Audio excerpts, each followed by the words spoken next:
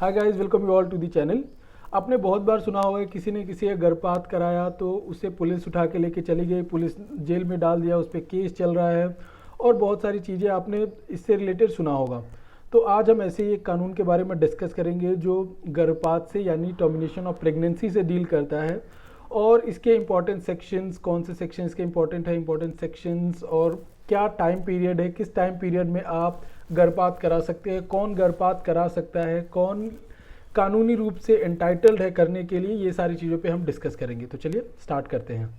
Medical termination of pregnancy act 1971 डील करता है इंडिया में गर्भपात कराने से रिलेटेड, टर्मिनेशन ऑफ प्रेगनेंसी से रिलेटेड।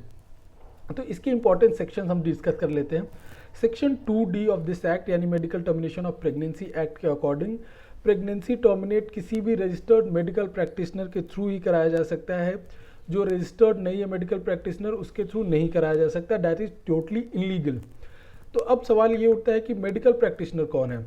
तो section 2 of Indian medical council act 1952 के अकॉर्डिंग स्टेट गवर्नमेंट के साथ जो रजिस्टर हो, इसको बहुत ही सिंपल शब्दों में मैं समझाऊंगा। स्टेट गवर्नमेंट के पास एक रजिस्टर होता है जिसमें जो मेडिकल प्रैक्टिशनर्स होते हैं, मेडिकल रजिस्टर में अब उनका नाम लिखा होता है, उनका नाम एंटाइटल्ड होता है। जैसे MBBS हो गए, गायनिकोलॉजिस्ट हो गए, या फिर जो भी और अगर स्टेट गवर्नमेंट के प्रोविजन के अकॉर्डिंग अगर कोई भी है जो एंटाइटल्ड है प्रेगनेंसी को टर्मिनेट करने के लिए, गर्भपात करने के लिए, वो ही मेडिकल प्रैक्टिशनर में आते हैं। तो वही पीपल, वही लोग सेक्शन 2D के अकॉर्डिंग जो टर्मिनेशन है प्रेगनेंसी का उसको कर सकते हैं, यानी गर्भपात कर सकते हैं। लेकिन ध्यान देने वाली बात यह है कि अगर मेडिकल प्रैक्टिशनर जो है उसे कोई सज़ा नहीं मिली होनी चाहिए, उसने किसी रूल का वायलेशन नहीं किया हो, उसने कोई कानून का वायलेशन नहीं किया हो। अगर उसने किसी कानून का वायलेशन किया है तो ऐसे सिचुएशन में आप उससे गर्भपात नहीं करा सकते। अगर वो गर्भपात करता है तो ऐसे सिचुएशन में उसे 3 साल की सज़ा हो सकती है। इंडियन पीनल कोड के अकॉर्डिंग उसे 3 साल के जेल की सज़ा हो सकती है। और अगर वो गर्भपात करता है और महिला या बच्चे के किसी के जान पे बात आ जाती है तो ऐसे सिचुएशन में 7 साल के लिए उसे जेल टर्म का प्रोविज़न है। आप जनरली आप जब 12 वीक का भ्रूण है तो आप उसे जब टर्मिनेट कराने के लिए जाते हैं, जब गर्भपात कराने के लिए जाते हैं, तो एक मेडिकल प्रैक्टिशनर की आवश्यकता है। आपको एक मेडिकल प्रैक्टिशनर से आप कंसल्ट करके उसे टर्मिनेट करा सकते हैं। बट अगर 12 से लेकर 20 हफ्ते का भ्रूण हो गया है तो ऐसे में आपको 2 डॉक्टर्स का कंसल्टेशन जरूरी है, 2 मेडिकल प्रैक्टिशनर की ज़रूरत है और वही 2 मेडिकल प्रैक्टिशनर्स उसे टर्मिनेट कर सकते हैं इन गुड फेथ। अगर good faith in the sense अगर वुमेन का जान पे बात आती है या फिर कोई एबनॉर्मलिटी हो सकती है अगर उसका टर्मिनेशन नहीं किया गया तो, क्योंकि 20 वीक के बाद बच्चा काफ़ी बड़ा हो जाता है, भ्रूण काफ़ी बड़ा हो जाता है। तो ऐसे में अगर वुमेन के जान पे बात आती है या उससे कोई अबनॉर्मलिटी हो सकती है अगर बच्चा पैदा हुआ, तो ऐसे सिचुएशन में 20 वीक्स का भी अगर बच्चा है तो उसे टर्मिनेट किया जा सकता है, यानी गर्भपात कराया जा सकता है।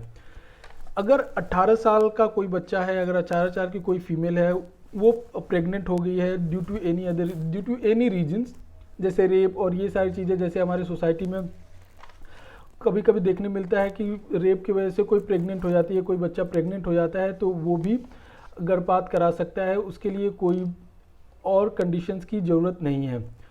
या फिर अगर जो प्रेग्नेंट हुआ है वो मेंटली फिट नहीं है, वो पागल है या फिर ऐसे सारे कंडीशंस है तो भी उसका गर्भपात कराया जा सकता है।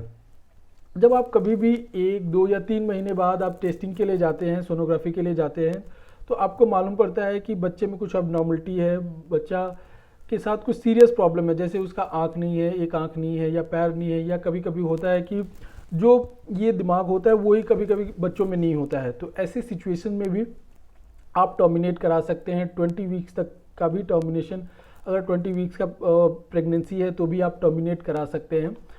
अब ये तो था 1971 से रिलेटेड, लेकिन अभी जो करंट गवर्नमेंट है, मोदी सरकार है, वो एक नया एक्ट ऑलरेडी पार्लियामेंट में पास करने के लिए उसने लाया हुआ है। तो जैसे ही वो पास होता है we will discuss about new act. I hope ये आपको समझ में आया होगा वीडियो। इस वीडियो से रिलेटेड अगर कोई भी डाउट है तो आप कमेंट सेक्शन में पूछ सकते हैं। Thank you.